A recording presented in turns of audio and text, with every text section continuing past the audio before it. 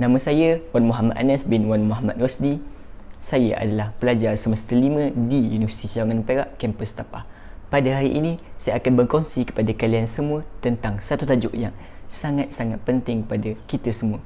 Namun, tidak ramai yang mengetahui akan kepentingan-kepentingannya. Apakah tajuk itu? Okey, tajuknya adalah kepentingan menuntut ilmu.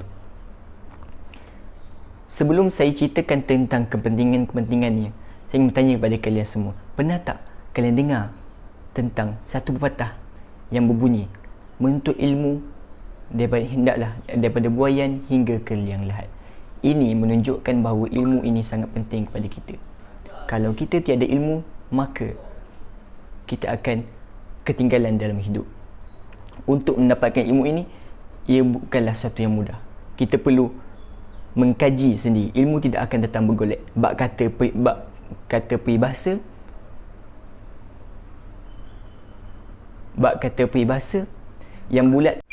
Ada satu hadis Nabi Muhammad sallallahu alaihi wasallam, an Abi Hurairah radhiyallahu anhu anna Rasulullah sallallahu alaihi wasallam, man salaka tariqan yaltasim fihi ilman sahhalallahu lahu tariqan ilal jannah, ila akhir ayat. Maksudnya daripada Abu Hurairah radhiyallahu anhu bahawa Rasulullah sallallahu alaihi wasallam bersabda bahawa barang siapa yang menempuh jalan untuk mencari ilmu, maka Allah Subhanahu Taala akan memudahkan jalannya ke syurga.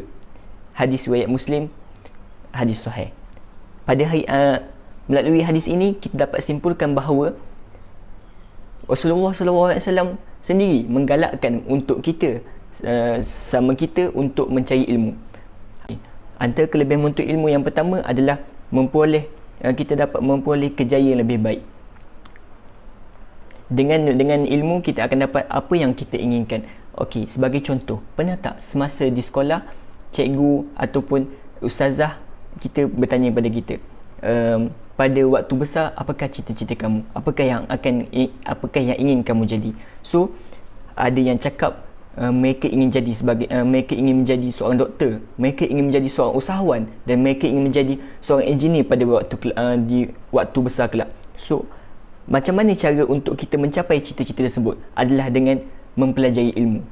Dengan ilmu, kita dapat memperbesarkan kejayaan kita. Dengan ilmu, cita-cita kita akan berjaya. Dengan ilmu, segala impian kita akan tercapai. Dan dengan ilmu juga, kita akan mendapat meningkatkan taraf hidup kita. Hal ini sangat penting kerana apabila kita menuntut ilmu, taraf hidup kita akan bertambah. Kita dapat membantu keluarga kita, kita dapat menampung keperluan keperluan seharian keluarga kita. Ini adalah betapa pentingnya ilmu dalam kehidupan. Kelebihan menuntut ilmu yang kedua adalah kita boleh berkhidmat kepada agama, bangsa dan negara. Sebagai contoh, apabila kita ada satu ilmu dalam bidang agama, kita boleh menyampaikan syarah agama ataupun ceramah agama. So, apabila semua yang mendengarnya mendapat intipati ataupun iktibar daripada ceramah yang kita berikan, dan mereka gunakan input-input yang ada dalam ceramah itu untuk menjadikan sebagai pedoman kepada mereka untuk menjadi lebih baik, maka ilmu itu akan menjadi satu saham kita di akhirat.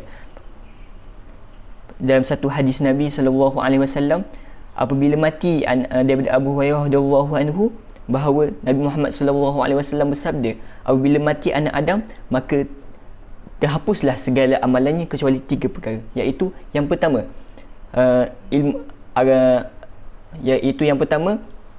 doa anak yang soleh, dan yang kedua ilmu yang bermanfaat, dan yang ketiga sedekah jariah. Jadi sebagai contoh untuk yang ilmu.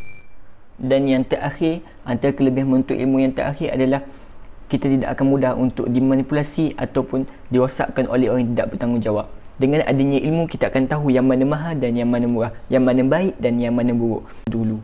Jadi, marilah kita sama-sama menjadikan ilmu ini sebagai jangan jadikan ilmu ini sebagai jangan rasa ilmu kita ni sudah cukup. Kita perlu mengkaji dan mencari lebih banyak ilmu. Ilmu ini ibarat lautan. Apabila kita cedok ataupun apabila kita minum, dia tak akan pernah habis. Jadi Dengan adanya ilmu ini, dengan sedikit perkongsian ini dapat membantu kalian semua untuk sedar akan kepentingan menuntut ilmu. Sekian, itu sahaja daripada saya. Sekian, terima kasih.